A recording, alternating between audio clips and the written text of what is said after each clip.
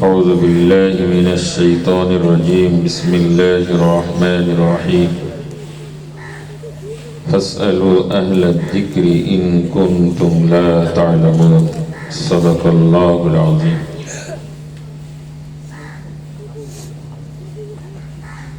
সম্মানীয় আমার সকল সহকর্মী আসাতিজায়ে কারাম এবং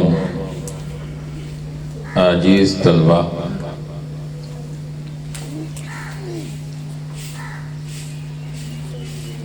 16 জানুয়ারি বুধবার সকাল 7 ঘটিকা থেকে আজ 17 জানুয়ারি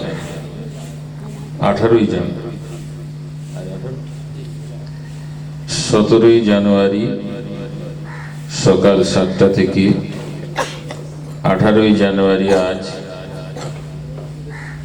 9টা বাজতে গেল, এখনো প্রোগ্রাম শেষ হয়নি। কম বেশি আমি উপস্থিত আছি। বহুদিন পর এত সময় মাদ্রাসায় দেওয়া সম্ভব হয়নি। দেওয়া হয়েছে ছাত্রদের দিকে লক্ষ্য করে।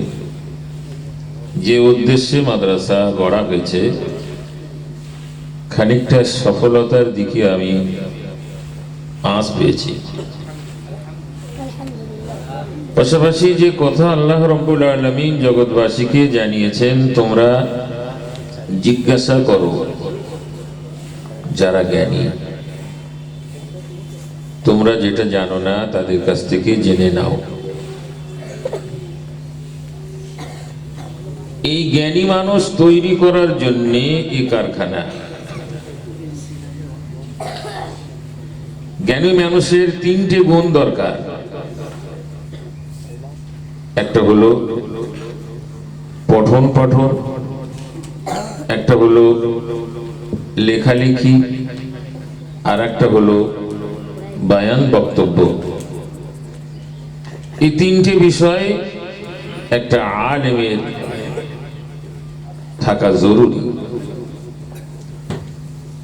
পঠন পাঠন করাবে, পড়াশোনা করাবে, লেখালেখি করে ইলম প্রচার করবে, বায়ানের দ্বারা ইলম প্রচার হবে। 3টে বিষয় নিয়ে একজন আলেমের গুণ থাকা দরকার। আল্লাহর অশেষ রহমত, ছোট্ট ছোট্ট মাসুম বাচ্চারা যে কোরআন তেলাওয়াত করেছে কাল, আমি অধিকাংশ শুনে ফেলেছি। খানিকটা অফিসে থাকলেও, কামরায় থাকলেও কানটা ছিল এখানে। আমি সর্বপ্রথম সেই ব্যক্তিত্বের কাছে আমি খোঁজখবরি দেব। জনাব মৌলানা নূর হোসেন সাহেব জদ্দোজেহাদ করে বাচ্চাদের তৈরি করেছেন। পাশাপাশি সমস্ত শিক্ষক মন্ডলী, বায়ানের দিক দিয়ে জনাব হযরত মৌলানা মুফতি ইমাদউদ্দিন সাহেব সহ মুফতি ইমরান ফারুক বক্তব্য দিকে ভালো একটা গুরুত্ব দিয়েছে। সারা বছরের আঞ্জুমানের দায়িত্বে পালন করেছে। তার ফলস্বরূপ আরবি বক্তব্য, উর্দু বক্তব্য, বাংলা বক্তব্য একজন মুজাহিদের মতো বক্তব্য করতে পেরেছে ছেলেরা। তো তাদের উপরে আমার শুকরিয়া জ্ঞাপন করি। প্রতিটি শিক্ষক তারা তাদের শ্রম দিয়েছে, যারা আবাসিক যারা অনাবাসিক সকলেই চেষ্টা রেখেছে মাদ্রাসার দিকে। মাদ্রাসার সর্বাঙ্গীন সুন্দর করে তুলবার লক্ষ্যে তাদের চরম ও পরম মেহনত আছে। কখনো বা অর্থের চিন্তাও করেন, কখনো শিক্ষা প্রদানের চিন্তাও করেন, করতে হয়। দুটোই শিক্ষার, দুটোই বিষয়ে চিন্তা সকলের মাথায় আছে, যারই কারণে জামিয়া হাক্কানিয়া আজ অগ্রগতি। আমি সব শিক্ষকের কাছে শুকরিয়া জানাই। বহু মাদ্রাসা এলাকায় আছে, গর্ব করি না আমি, অহংকার নাই আমার, শত কোটি নয় অগণিত শুকরিয়া আল্লাহ। আমাদের ছাত্ররা বিনয়ের দিক দিয়ে একটা জায়গায় আছে, নম্বরের দিক দিয়ে একটা জায়গায় আছে, ভদ্রতা এরা প্রাধান্য পেয়েছে এবং মেহনতের দিক দিয়ে এরা চরম পর্যায়ে উন্নতির দিকে এগিয়েছে। এটা আমার গর্ব এবং আল্লাহর কাছে শুকরিয়া। ছাত্র, শিক্ষক, দাতা সকলের একটা চিন্তাধারা জামিয়া হাক্কানিয়াকে এগিয়ে নিয়ে যাওয়া চলছে। তাই ঠিক পাশাপাশি যে ছেলেগুলো কোরআন তেলাওয়াত করেছো, এখনো 100 হয়নি। মাখরাজ, সিফাত, মাদ্দা কিছু কিছু ছেলের কমই আছে, চেষ্টা করো।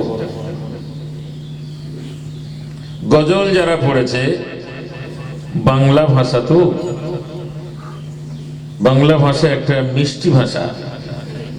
এ ভাষার সঙ্গে অনেকের কিছু শব্দ আগে পিছে হয়ে গেছে, চেষ্টা করবে। উর্দুতে যারা বক্তব্য করেছে,